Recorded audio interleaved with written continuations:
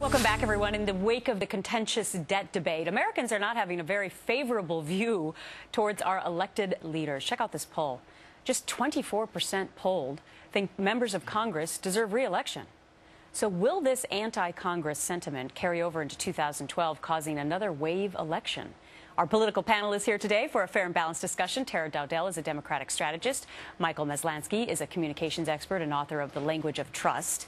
And Andrew Klavan is a screenwriter and author of The Final Hour. A nice mix here today. Good morning to all three of you. Good morning. All right, Michael, let me start with you. Another wave election. So many people disenchanted with their members of Congress. Well, it's one thing to say that everybody's disenchanted with their member of Congress, and quite another thing to say that they're all going to vote the bums out again. What we saw in 2010 is that there was as much voting people in. The Tea Party movement really took hold. They voted for a lot of members of Congress. I don't see what the movement is towards a new wave election. I don't see it happening in the House. Let's take a look at another poll. This one has to do with the president. Does President Barack Obama deserve re-election? 47% say, well, that's actually not the right poll that's up on your screen right now. This is for, there we go.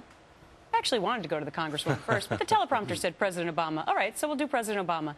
Yes, he deserves it, 47%. No, he does not, 51%.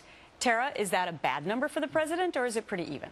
It's certainly not good news for the president. I mean, he definitely is going to have a challenging election cycle. I think the good news for the president is that in this debt ceiling debate, he actually fared the best. If you look at the polling showed most people supported his approach, by and large, over what ultimately ended up being the final compromise. But most people supported the balanced approach that the president was advocating. But certainly he had some work to do. How do you fall on this, Andrew? I actually disagree with Michael here. I think this could not only be a wave election, it could be a tar and feather election where we In throw what some... way? Well, you know, the Obama administration with the Reid and Pelosi Congress has pushed us so far to the brink of this big government spending that we're faced with a really fundamental choice. We're faced with the choice of, are we going to pay down this debt with bigger taxes and leave this enormous government in place, or we're going to start to pare back the tentacles of this government that reach into every aspect of our lives.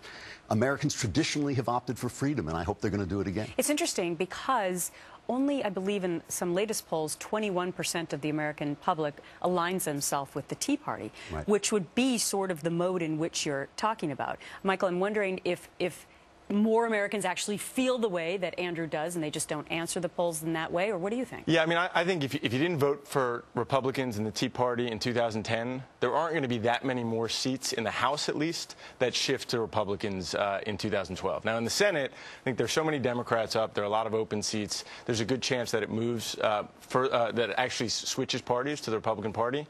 But a wave election, I mean, that suggests a tremendous number of seats in play. It suggests a real shift in the balance of power.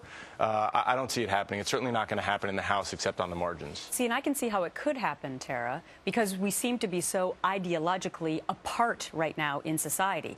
So if one group suddenly gets on the wave a little bit more than the other, it could totally wipe out all of Congress. Well, certainly you're right. We are very polarized at this point, but I think most people are sort of in the middle.